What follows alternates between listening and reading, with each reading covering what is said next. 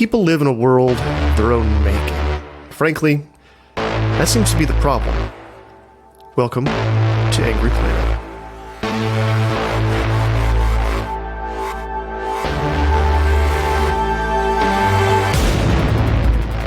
Hello and welcome to Angry Planet. I'm Jason Fields. And I'm Matthew Galt. Relations between Russia and the Western world are complicated. In the grand scheme of things, America is but a recent addition to a long simmering rivalry that runs back 1,000 years. Putin and Ukraine? Well, that's just the latest dust-up in a very long history. So, let's talk about it. Here with us today to suss out all of this is Michael Hirsh. He's a senior correspondent at Foreign Policy and the author of an excellent piece, Putin's 1,000-Year War. Thank you so much for joining us. Happy to be here.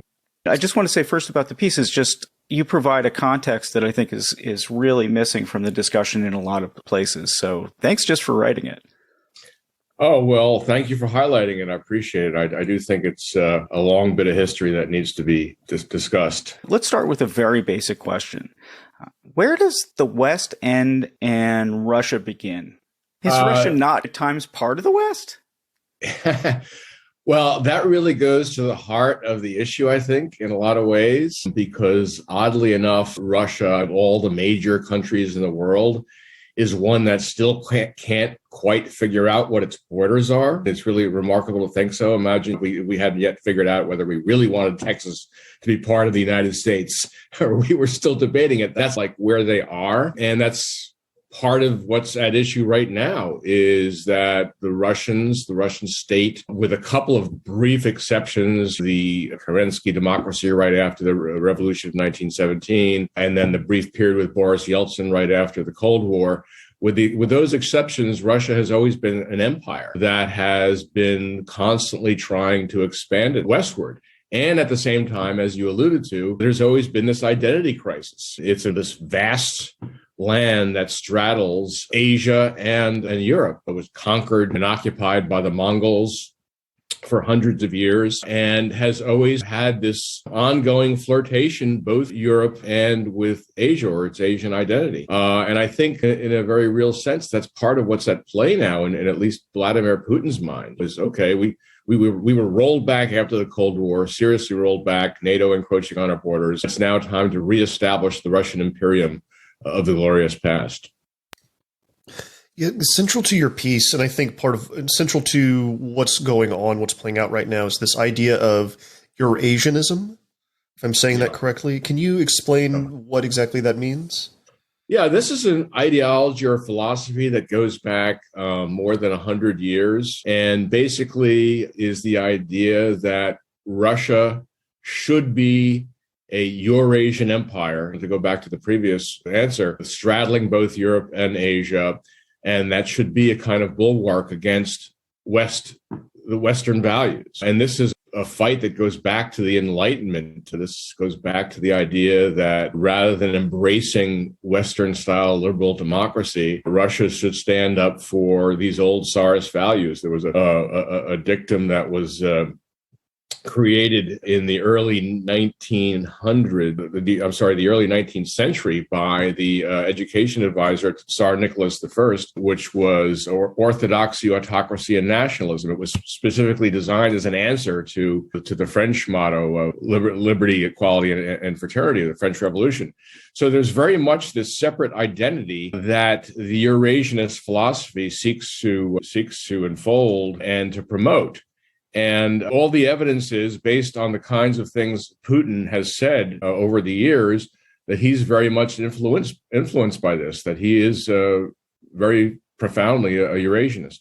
Well, I just have a follow-up, sorry, but specifically on Eurasianism. Is this why I feel like Alexander Dugin is somebody that falls in and out of fashion in Western circles as far as like being talked about being a central part of like the ideology behind all of this? I hear some people say that this guy is like, he's the guy that whispers in Putin's ear, he's a Grey Vizier, he's this, that, and the other. And then for a few years, it'll be like, well, he's a joke. No one really listens to Alexander Dugin.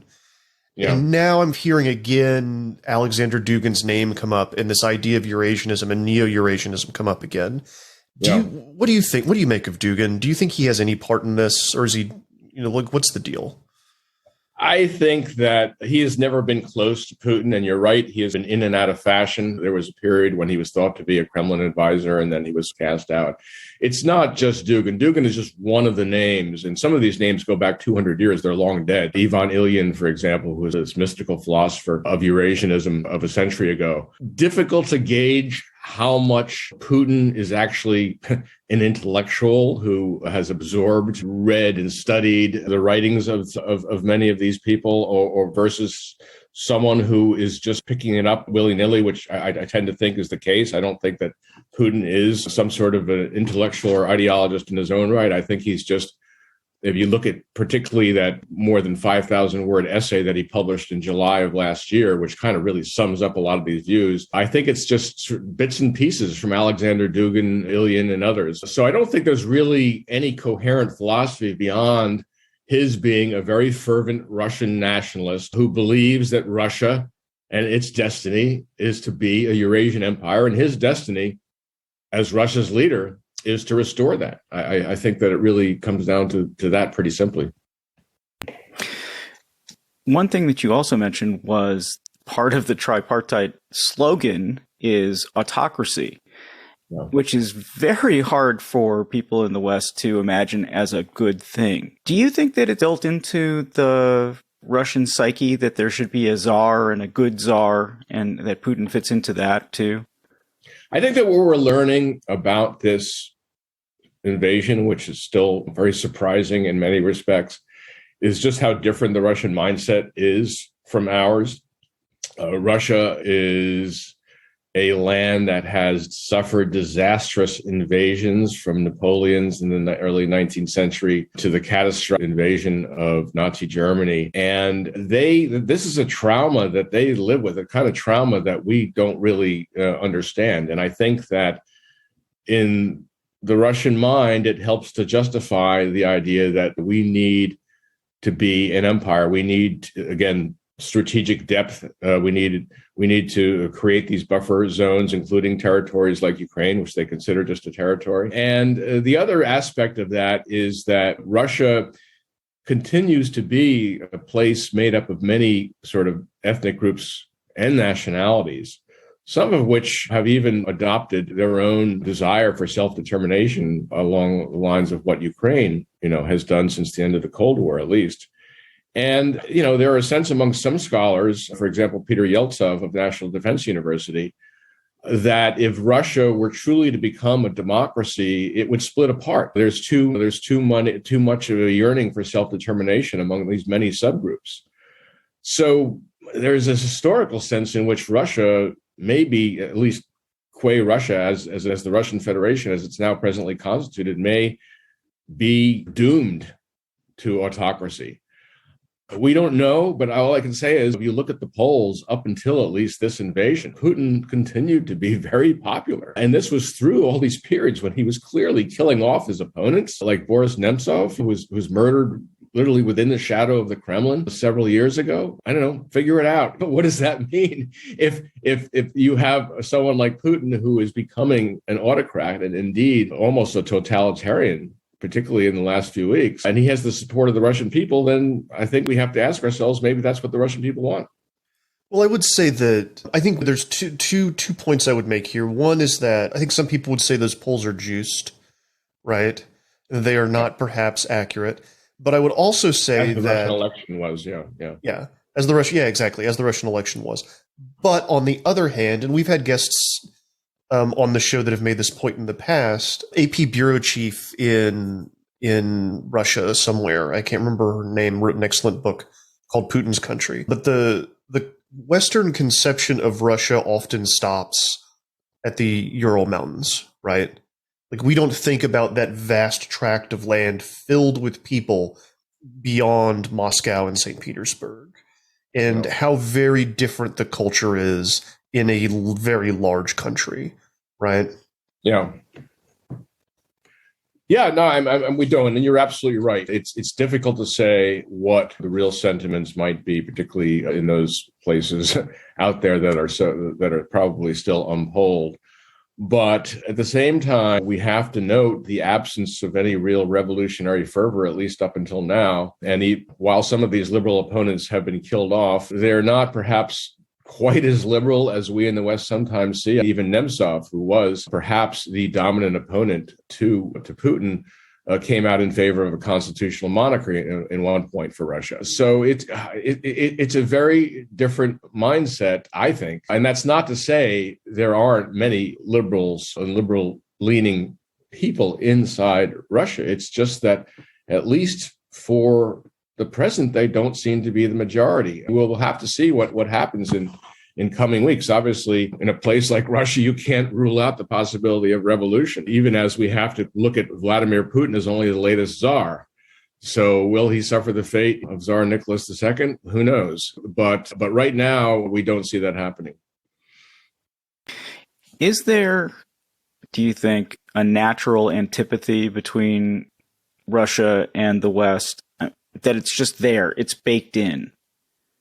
Yeah, I think that we have to wrap our minds around that is we in the West at long last. Going back to Woodrow Wilson after World War I, Wilson thought of the Russians as a fundamentally democratic and said so even after the 1917 revolution. And then moving fast forward up until the post-Cold War period, when you had many senior U.S. officials, I can remember in particular Deputy Secretary of State Strobe Talbot, who himself is a Russia expert. He actually translated Khrushchev's memoirs, and I used to speak to him quite often when I was with Newsweek magazine, but was saying it's just a matter of time before Russian democracy really blossoms. There was a sense, and this is somewhat analogous to the way that we viewed China as well, there was a sense that it was only a matter of time before they were going to sign on, right, to the liberal democratic capitalist model. And I think it's really time to tell ourselves, no, that's not going to happen. And it's certainly not going to happen anytime soon. And this is not going to be exactly like the Cold War. It's a different kind of struggle, but it is going to be a long-term struggle. It's going to be, I think, a battle between Western values and a nation state / empire, if you will, that views the world in a very different way. Even if Putin is ousted, frankly, whoever is likely to take his place is probably going to be a Eurasianist as well, to some degree. All of the people around him see things in the same way. And I think we just have to be realistic at long last and say to ourselves, okay, this isn't going away, no matter what happens in Ukraine. Yeah, it's hard for me personally to even think of. What's that? I said it's grim. It's unpleasant to have to think that way, but sometimes you have to confront rude realities. And I think that for the United States, it's very hard because we, of course, think that we're the best, or our system is the best, that everyone should be our kind of democracy as well as that's currently working out. But we also had this image at the end of the Soviet Union that everyone wanted jeans, right? That you would like bring blue jeans to Moscow and you could sell them and everyone wanted them, and not. It wasn't that they didn't like rock and roll. It was they were just behind us. But they also did want the jeans, though. They did want the jeans, right? You know, and salami. I have learned a lot about salami recently. Yeah, and Burger King, which, you know, is insisting that it's going to keep its outlets there in Russia right now.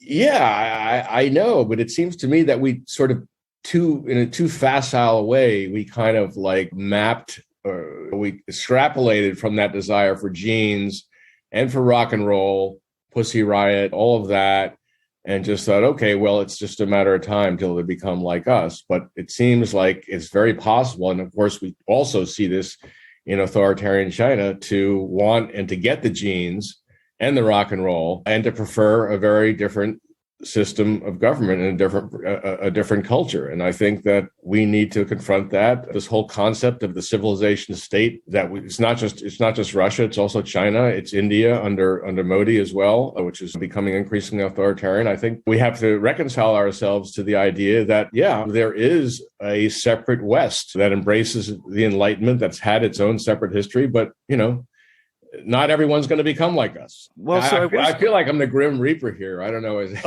This is a down note show. Trust me.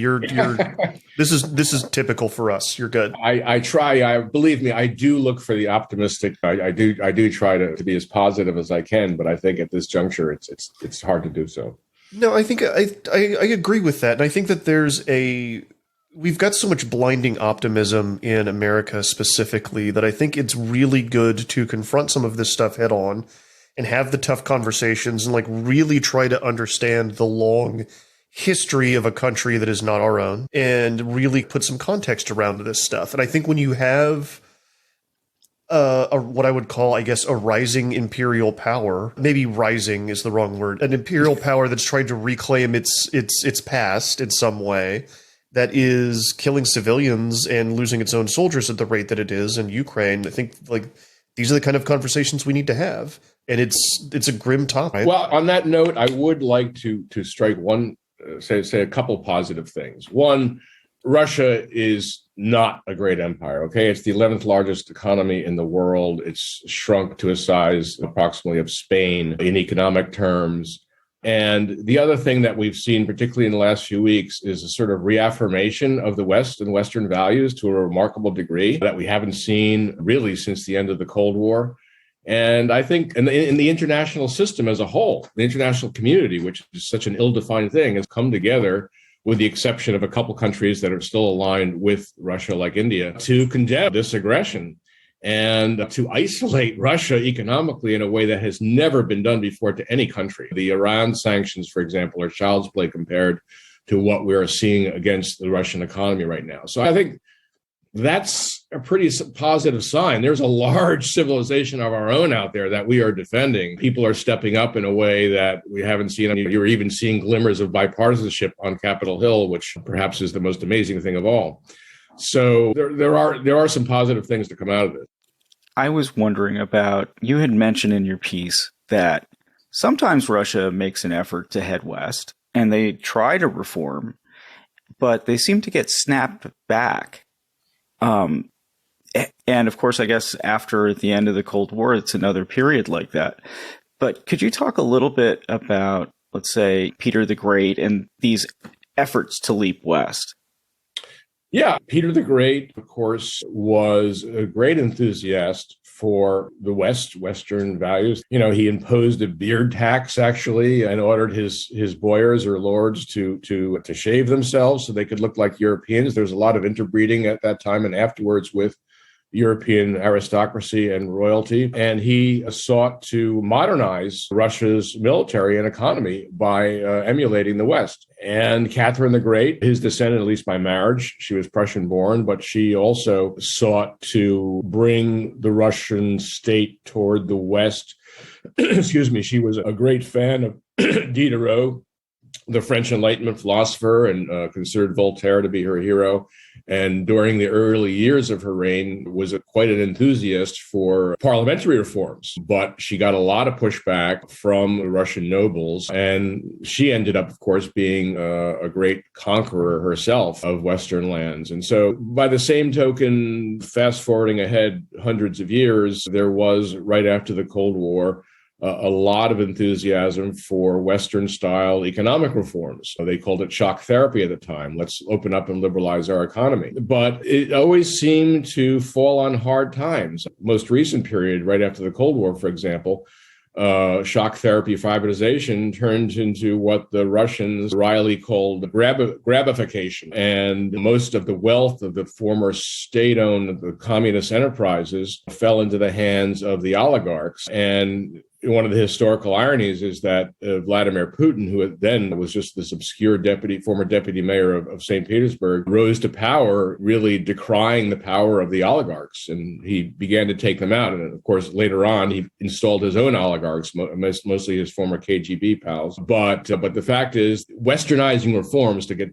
back to the point of what you were asking, have often seemed to backfire in Russian politics. And that goes all the way back to Peter the Great. Peter the Great's reforms today, even though he's revered in this as he's this lionized figure in Russian history, what he did in terms of turning toward the West is seen in Vladimir Putin's Russia today as a fifth column, to use one of Putin's favorite terms.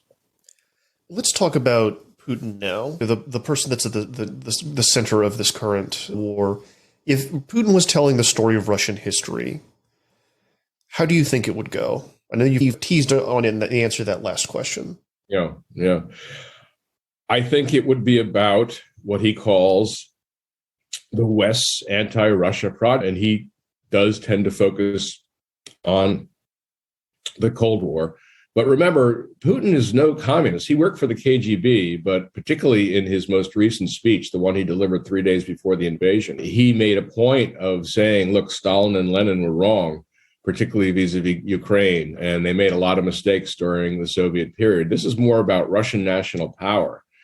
But for Putin, he's 69 years old. This also is about what's happened since he came into power 20 years ago and the constant encroachment, as he sees it, of NATO moving westward. And I think that a key moment for him was the Bucharest Memorandum of 2008, which essentially said that Ukraine and Georgia would someday join NATO without laying out any kind of specific plan. Of course, what we had after that was his incursion into Georgia, which he accomplished in only a few days, but occupied a couple of so-called separate provinces. And then Ukraine has been a burr in his side. And of course, the Maidan revolution of almost a decade ago was really key in making him realize that he might not be able to wrestle this country to the ground in the same way he has, say, Belarus, that they actually had these Western-leaning yearnings. And what we've seen then has really been a consequence of that. So I think that he sees this both as part of this grand Eurasian project of reestablishing Russia's empire, Russian glory, Russian greatness,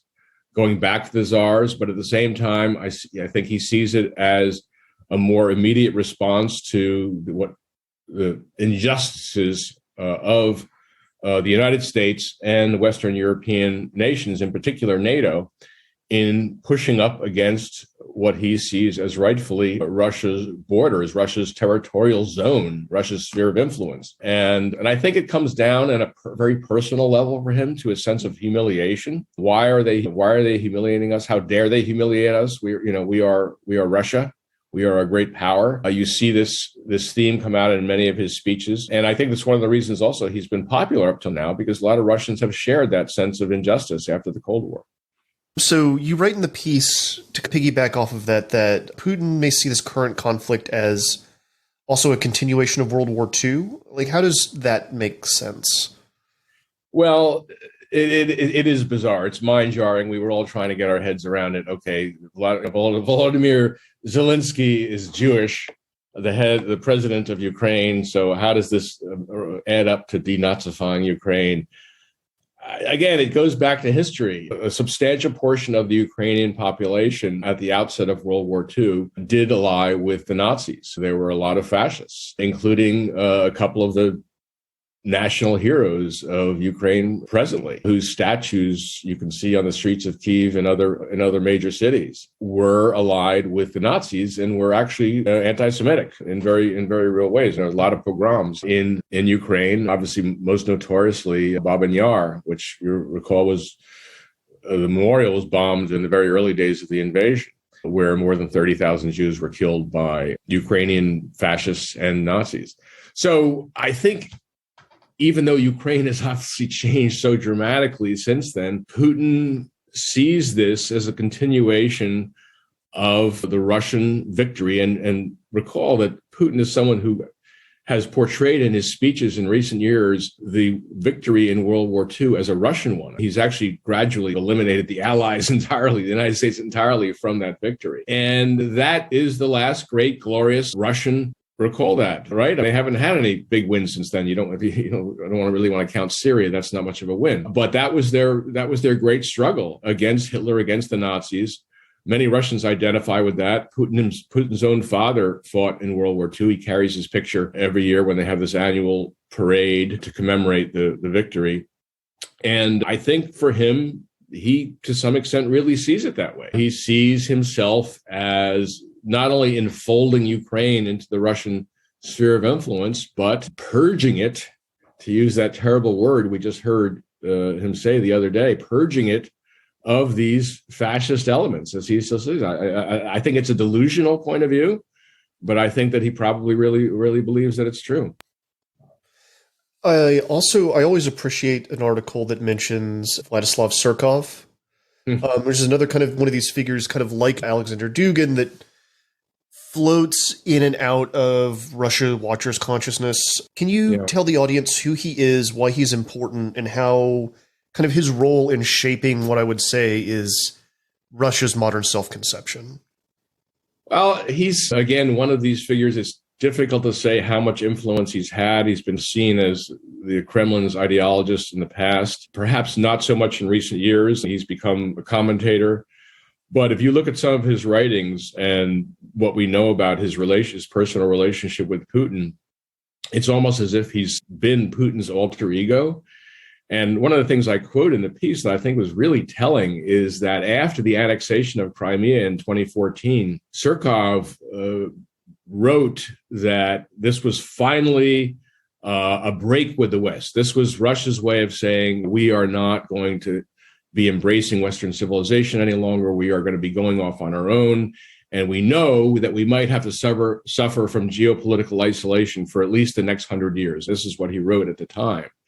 And to me, that suggested that it was like Putin and his circle were preparing for this moment, perhaps for longer than any of us realized. I don't think that Putin quite thought this was going to be this bad in terms of the economic isolation, but I think they were preparing themselves for the idea, and this is what Surkov laid out, that this was going to be this long-term struggle between the West and Russia. And so Surkov has certainly given us a lot of, he's prefigured in many ways in his writings what's happening now.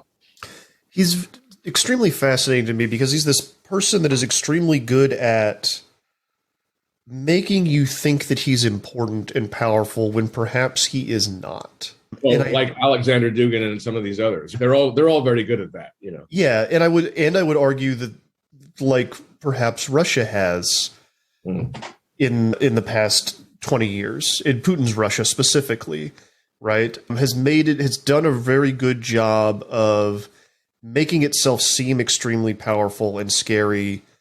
And I think we're finding out now that its military can't do things like fight at night or supply its soldiers with food. Yeah. I don't want to finish on too much of a downer note, but all of that is true with the signal exception that he still commands a vast nuclear arsenal that he's reminded us all too chillingly that could come into play in extreme circumstances. And he's got something on us that Hitler didn't have, frankly, and that worries me a little bit, not too much, but it does worry me a little bit. And you're right, everything you said about the weakness of his military being made manifest, but that kind of worries me even more somehow. So, I don't know. Hopefully, survive. The last question I have is, this would seem to make it impossible for the United States to pivot to Asia, or I guess to face off with China, as we've been planning to do now for 3 administrations. Does the United States, do you think, really now face 2 powers, and how does that make you feel? Well, I wrote about that recently, actually, before the invasion, on the anniversary of Nixon's opening to China, which happened 50 years ago in February, and raising the question, is there something we can do to get around this the way Nixon did, which is to split Moscow from Beijing? And I think that actually the invasion may afford us that opportunity to some degree. I do think that Russia and China will remain aligned, but perhaps not as much as Putin wanted. Because Xi Jinping, even though he hates U.S. dominance as much as Putin does, his economy is much more integrated into the global economy. China could not afford, for example, the kind of economic isolation that Russia is now undergoing. So I do think there may be a way to navigate that, and perhaps to at least some split China from Russia by basically telling them, look, you really can't afford to have all of your companies banned from the European Union and the United States the way Russia now is. And it's going to be interesting to watch that. But I also think that, frankly, Beijing is looking at what happened to Russia and Ukraine and saying, boy, we really don't want that to happen to us in Taiwan. And I think that any sort of Taiwan invasion plans they had on the books are now being looked at anew. I've been told by the White House, they're coming out with their national security strategy later this spring. That's been put off somewhat because of the invasion. They say that they still want to maintain the sort of Indo-Pacific focus, which is to say China. And I expect that they'll do that. But I think there's going to be a lot of new thinking about ways to create new divisions between Russia and China that we didn't have before. Putin, by putting himself beyond the pale the way he has, by really eliminating any future participation in the international system, that he can't have it anymore, I think has created a new wedge between himself and China that wasn't there before. See, an up note. Yeah. If you can call that an up note. I'll take it. I'll take it. Relatively speaking, yeah, that's about as up as it can be right now. Try me next week. Michael Hirsh of Foreign Policy. The piece is Putin's 1,000-Year War. Thank you so much for coming on to Angry Planet and walking us through this. Well, thanks so much, Matt and Jason. I appreciate it. Thanks for having me.